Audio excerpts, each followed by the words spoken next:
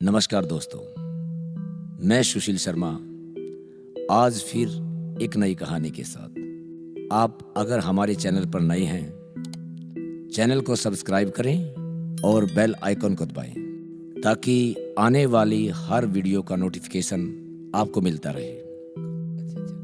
करते हैं शुरुआत एक नई कहानी के साथ। बड़े पुराने समय की बात है।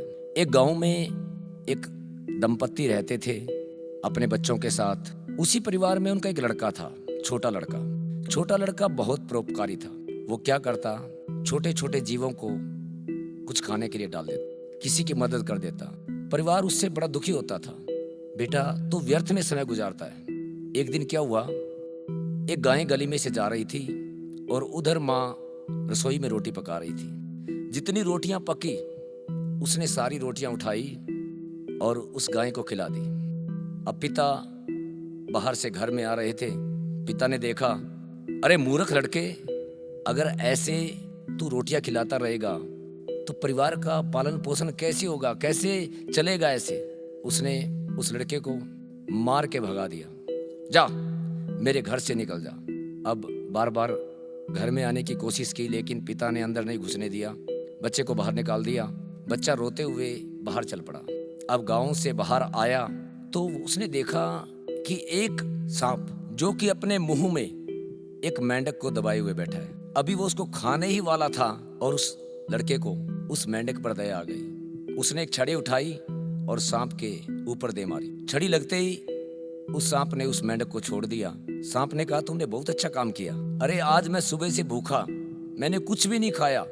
आज मुझे ये एक मेंढक मिला था और वही तूने छीन लिया, मेरा भोजन छीन करके। तू अपने आप को बड़ा परोपकारी समझता है। अब मैं अपनी भूख कैसे मिटाऊंगा। ये मेंढक भी चला गया। उसने कहा, सांप तुम एक काम करो, मैं अपनी खून की बूंद तुम्हें पिलाऊंगा। उसने एक कांटे से अपनी उंगली को काट दिया और उस सांप के मुख में कुछ बूंदें टपका दी ताकि उसका पेट भर सके। अपनी उंगली पर पट्टी बांध करके वो आगे चल पड़ा। अब जा रहा था। थोड़ी दूर चलने पर रास्ते में उसे एक बुढ़िया दिखाई दी, जिस बुढ़िया के पास कुछ सामान था और वो सामान उससे उठा नहीं जा रहा। उसने कहा, माता आप बड़े दुखी हो लगता है, क्या मैं आपकी कुछ मदद कर सकता हूँ। उसने कहा, बेटा मदद तो कर सकता है, मेरे टांगों में दम नहीं है, मेरे से चला नहीं जाता और ये सामान भारी है।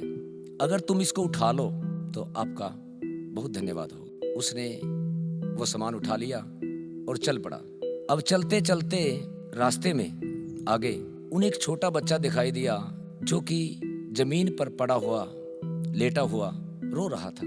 बुढ़िया ने कहा, बेटा ये छोटा बच्चा पता नहीं किसका है, ये अनजान सुनसान सड़क पर पड़ा हुआ है। ऐसे करो, इस बच्चे को उठा करके लाओ। उस बच्चे को उठाया और अपने साथ ले लिया। दोस्तों साथ लेकर चल पड़ा। थोड़ी दूर चलने पर बुढ़िया बोली, बेटा एक काम करो, ऐसे नहीं चला जाएगा। अब हम 3 हो चुके हैं, हमें कोई घोड़ा खरीदना पड़ेगा। और उन्होंने देखा सामने कोई घोड़े वाला आ रहा था। उसने क्या, भैया ये घोड़े के कितने पैसे हैं, हमें दे दो। लड़का बोला, माता हमारे पास पैसे तो नहीं है। उसने क्या, शायद मेरी पोटली में कुछ पैसे हो बेटा, देखो। अब लड़के ने पोटली खोली, उसमें वास्तव में पैसे। उसने वो पैसे दिए और उस घोड़े को खरीद लिया। तीनों बैठ गए। चलते रहे। चलते चलते एक शहर आ गया। अब रात गुजरी, सुबह हो गई। बुढ़िया फिर बोली, बेटा थोड़े पैसे शायद मेरे पास और होंगे, हमें कोई मकान खरीदना चाहिए। दोबारा फिर पोटली को ढूंढा गया, उसको टटोला गया, उसमें कुछ पैसे निकले। उन्होंने एक मकान खरीद लिया, उसमें रहने लगे। एक दिन क्या हुआ, उस नगरी के राजा, उस राजा के साथ एक ऐसी घटना घटी। उस राजा के पास एक चमत्कारी अंगूठी थी। वो जैसे ही अपने राजमहल के तालाब में नहाने के लिए पानी में उतरा और उसके हाथ से वो अंगूठी निकल। वो अंगूठी कोई ऐसी वैसी अंगूठी नहीं थी, वो चमत्कारी अंगूठी थी। उसने ढिंडोरा पिटवाया कि जो मेरी अंगूठी को ढूंढ देगा उसके साथ मैं अपनी बेटी की शादी कर दूंगा, अपनी बेटी का विवाह कर दूं। राजा को अंगूठी बड़ी प्यारी थी। ये बात पूरी नगरी में फैल गई। राजा को अंगूठी जान से प्यारी थी, ऐसी वैसी अंगूठी नहीं थी, चमत्कारी अंगूठी थी। तो जाहिर सी बात है, राजा ने इस बात को पूरे नगरी में उसका ढिंडोरा पिटवाया गया। जब ये बात उस लड़के के छोटे भाई को पता लगी, वो राजा के पास गया। राजा से बोला, अगर मैं आपकी अंगूठी ढूंढ के ला दूं तो क्या वास्तव में ही आप अपनी लड़की की शादी कर दोगे मेरे भाई के साथ। राजा ने कहा, क्यों नहीं कर दूंगा, ये मेरा वचन है। उस लड़के ने उस तालाब में डुबकी लगाई और झट से वो अंगूठी ला करके राजा को दी। राजा ने भी अपने कहे अनुसार, अपने वचन के अनुसार अपनी लड़की का विवाह उसके बड़े भाई के साथ कर दी। अब घर में बहू आ गई, राजा के महलों में रहने लग गए, पूरे ठाठ बाट हो गए। एक दिन अचानक वही उसका भाई जिसने अंगूठी को ढूंढा था, वो बोला कि भैया मैं जाना चाहता हूँ, अब मेरे जाने का समय है, मुझे अपने घर जाना है। उसने क्या, भैया ऐसे थोड़ी होता है कोई, अरे अब तो हमारा परिवार पूरा हुआ है, तुम्हारी भाभी आई है। नहीं, मैं नहीं रुकूं। तू क्यों नहीं रुकेगा?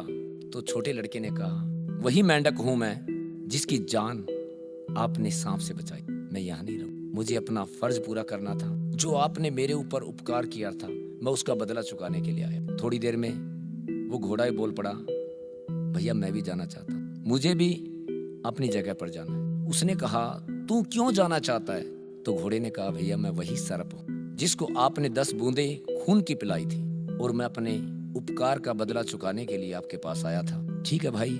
अब माता की तरफ देखा, माता भी बोली, बेटा अब मैं भी जाऊं, तेरा परिवार, तेरी पत्नी है, राजा से तेरा संबंध है, मैं भी अपने स्थान पर जाना चाहती हूँ। उसने क्या, माँ तू क्यों जाना चाहती है? तो वो बुढ़िया बोली, बेटा मैं वही गाय हूँ जिसको आपने अपने घर से उठा करके, माता पिता के डांटने पर भी आपने मुझे रोटियां खिलाई, मेरी भूख मिटाई थी, उसी का बदला चुकाने के लिए मैं आपके पास आई। अब मैं भी अपना फर्ज पूरा करके अपने स्थान पर जाना।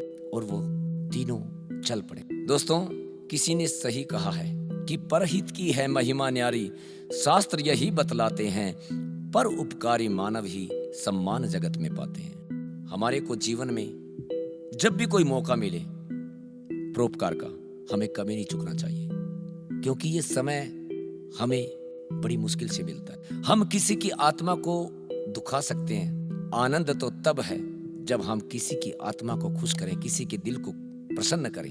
आपसे फिर मुलाकात होगी एक नई कहानी के साथ। दोस्तों धन्यवाद।